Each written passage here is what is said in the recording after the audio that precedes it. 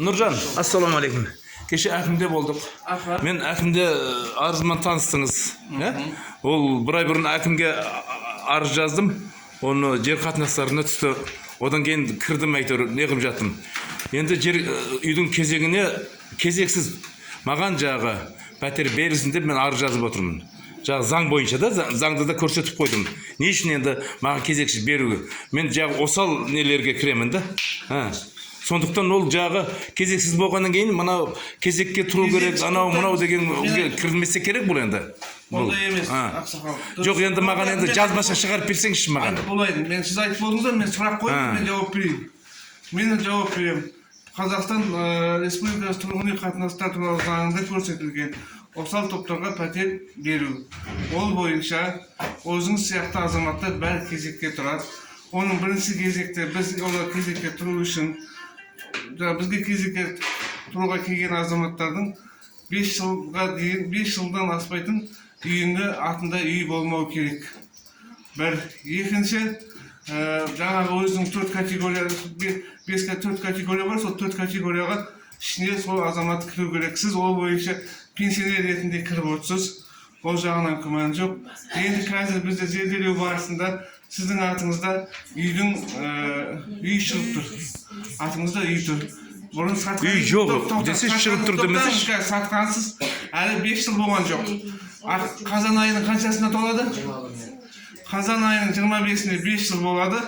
Сол 5 жыл толғаннан кейін бар, сізді заң шеңберінде кезекке қоямыз. Кезекке, енді қазан айында кезекке қойғаннан кейін өрдімі қанша жыл тұруым керек сіздердің мерзімдеріңізде? Оны менің нақты айта алмаймын. 10 жыл, 20 жыл ма? Ол жағын үйді... Менің жасым жете ме сендердің қойған кезектеріңе? Кезекке жетуі де мүмкін, жетпеуі де мүмкін. Жетпеуді, алмай анаяқтағы үйге кетіп қалуы мүмкін.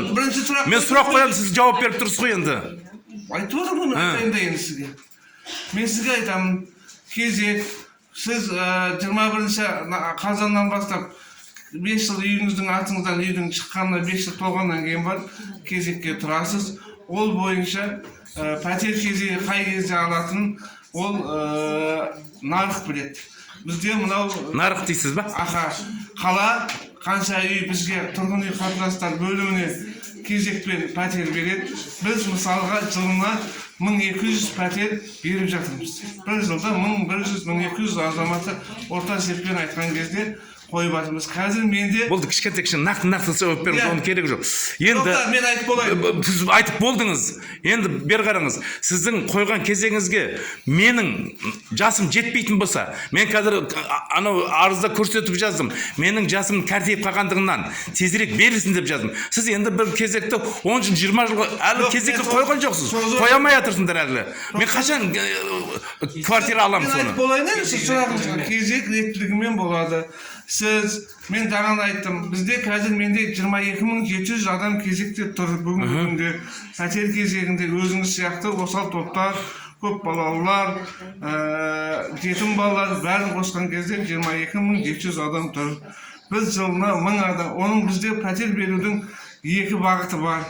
Біреуісі арендалық пәтер, екіншісі жеңілдетілген ипотекалық пәтер. Сіз жаңа айтып отырсыз, мен қашан алам деп. Егер де сізде мүмкіндік болса, сіз ипотекалық пәтер жеңілдетілген 5%-бен ипотекалық пәтер алатын болсаңыз... Мен пенсия бәрін ипотекаға төлесем, мен қайт күні көремін мен онда. Оны да отбасы банк шешеді. Отбасы банк сіздің төлем қабілетіңіз бар болған жағдайда сізге келісім береді. Енді қысқасы бермеймін деген сөз айтылып тұр ғой берді. Берілмейді деп тұрсыңдар. Кезек реттілік келгенде де ипотекаға тығайын деп тұрсыңдар. Ипотекаға мен басым картекенде ертең көрге кірерді. Ипотека төлеп мен қарыз болып кетейін ба мен берден? Ипотекаға ешкім тығайын деп ол өзің... Ипотека деп тұрсың ғой өзің. Өзіңіздің құзыретіңізде кіре ипотека... Онда ипотека болмаса сендер квартира берілмейді деп тұрсыңдар ғой берді. Квартира біз айына жылына 300-400 пәтер жыл сайын беріп отырмыз аренда. Кезек санымен келеді, аласыз. Жақсы. Болды. Берді,